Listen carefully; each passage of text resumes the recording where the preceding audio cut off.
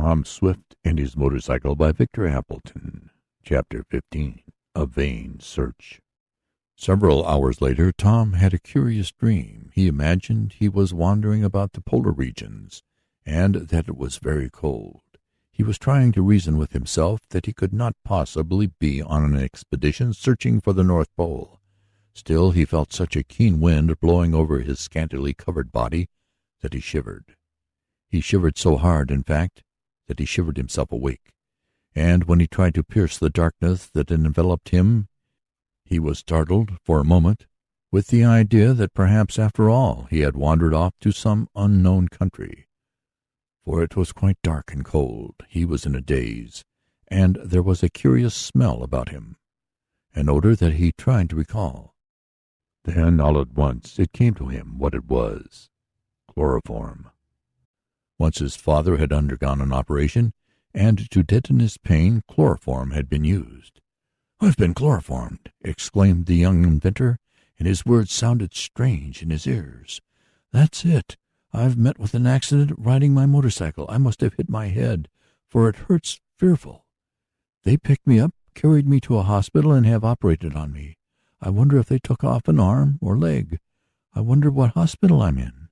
Why, it is so dark and cold." As he asked himself these questions, his brain gradually cleared from the haze caused by the cowardly blow, and from the chloroform that had been administered by Featherton. Tom's first act was to feel first of one arm, then the other. Having satisfied himself that neither of these members were mutilated, he reached down to his legs. "Why, they're all right, too," he murmured. "I wonder what they did to me. That's certainly chloroform I smell, and my head feels as if someone had sat on it. I wonder." Quickly he put his hands to his head. There appeared to be nothing the matter with it, save that there was quite a lump on the back where the club had struck. "I seem to be all here," went on Tom, much mystified. "But where am I? That's the question. It's a funny hospital. It's so cold and dark."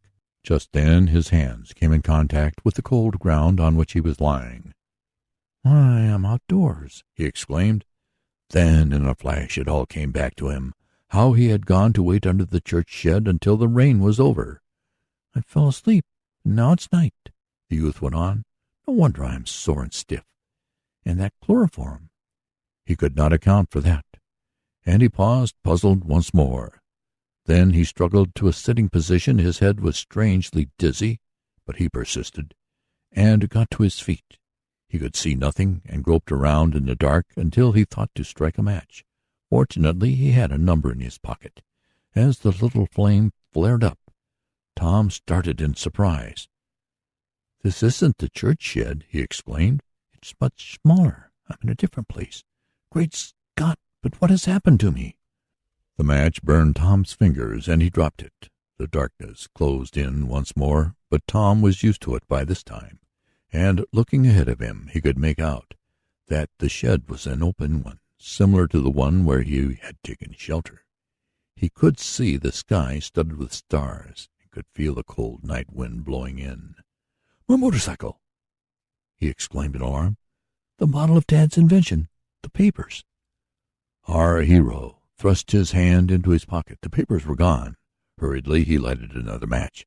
It took but an instant to glance rapidly about the small shed. His machine was not in sight. Tom felt his heart sink. After all his precautions he had been robbed. The precious model was gone, and it had been his proposition to make it to Albany in this manner. What would his father say? The lad lighted match after match and made a rapid tour of the shed. The motorcycle was not to be seen. But what puzzled Tom more than anything else was how he had been brought from the church shed to the one where he had awakened from his stupor. "Let me try to think," said the boy, speaking aloud, for it seemed to help him. "The last I remember is seeing that automobile with those mysterious men in, approaching. Then it disappeared in the rain. I thought I heard it again, but I couldn't see it. I was sitting on the log and well, that's all I can remember. I wonder if those men—" The young inventor paused. Like a flash it came to him that the men were responsible for his predicament. They had somehow made him insensible, stolen his motorcycle, the papers, and the model, and then brought him to this place, wherever it was. Tom was a shrewd reasoner, and he soon evolved a theory which he afterward learned was the correct one. He reasoned out almost every step in the crime of which he was the victim, and at last came to the conclusion that the men had stolen up behind the shed and attacked him. "Now, the next question to settle," spoke Tom, "is to learn where I am. How far did those scoundrels carry me, and what has become of my motorcycle?" He walked toward the point of the shed where he could observe the stars gleaming, and there he lighted some more matches, hoping he might see his machine. By the gleam of the little flame he noted that he was in a farmyard, and he was just puzzling his brain over the question as to what city or town he might be near when he heard a voice shouting, "Here, what are you lighting them matches for? You want to set the place afire? Who be you, anyhow? A tramp?" It was unmistakably the voice of a farmer, and Tom could hear footsteps approaching on the run. "Who be you, anyhow?" the voice repeated.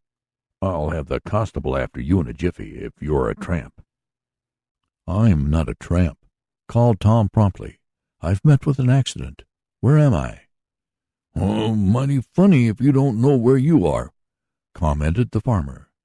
"Jed, bring a lantern until I take a look at who this is." "All right, Pop," answered another voice, and a moment later Tom saw a tall man standing in front of him. "I'll give you a look at me without waiting for the lantern," said Tom quickly, and he struck a match, holding it so that the gleam fell upon his face. "Salt mackerel! It's a young feller," exclaimed the farmer. "Who be you, anyhow, and what you doing here?" "That's just what I would like to know," said Tom, passing his hand over his head, which was still paying him. "Am I near Albany?" "That's where I started for this morning." "Albany? You're a good way from Albany," replied the farmer. "You're in the village of Dunkirk." "How far is that from Centerford?" "About 70 miles." "As far as that?" cried Tom. "They must have carried me a good way in their automobile." "Was you in that automobile?" demanded the farmer. "Which one?" asked Tom quickly. "The one that stopped down the road just before supper. I see it, but I don't pay no attention to it. If I'd 'a' knowed you fell out, though, I'd 'a' come to help you." "I didn't fall out, Mr. Tom paused. "Blackford's my name, Amos Blackford." "Well, Mr. Blackford, I didn't fall out. I was drugged and brought here." "Drugged? Salt mackerel! But there's been a crime committed, then. Jed, hurry up with that lantern and get your deputy sheriff's badge on. There's been a drugging and all sorts of crimes committed. I've caught one of the victims. Hurry up, my son's a deputy sheriff," he added by way of an explanation. "Then I hope he can help me catch the scoundrels who robbed me," said Tom. "Robbed you, did they? Hurry up, Jed. There's been a robbery. We'll rouse the neighborhood and search for the villains. Hurry up, Jed." "I'd rather find my motorcycle and a valuable model which was on it than locate those men," went on Tom. "They also took some papers from me." Then he told how he had started for Albany, adding his theory of how he had been attacked and carried away in the auto. The latter part of it was borne out by the testimony of Mr. Blackford. "What I know about it," said the farmer, when his son Jed had arrived on the scene with a lantern and his badge, "is that just about supper time I saw an automobile stop down the road a bit. It was getting dusk, and I saw some men get out. I didn't pay no attention to them 'cause I was busy about the milking. The next I knowed I seen someone striking matches in my wagon shed, and I come out to see what it was." "The men must have brought me all the way from the church shed near Centerford to get here," declared Tom. "Then they lifted me out and put me in your shed. Maybe they left my motorcycle also." "I didn't see nothing like that," said the farmer. "Is that what you call one of them two-wheel lickety-split things that a man sits on the middle of and goes like chain lightning?" "It is," said Tom. "I wish you'd help me look for it." The farmer and his son agreed, and other lanterns having been secured, a search was made. After about half an hour the motorcycle was discovered in some bushes at the side of the road, near where the automobile had stopped, but the model was missing from it, and a careful search near where the machine had been hidden did not reveal it.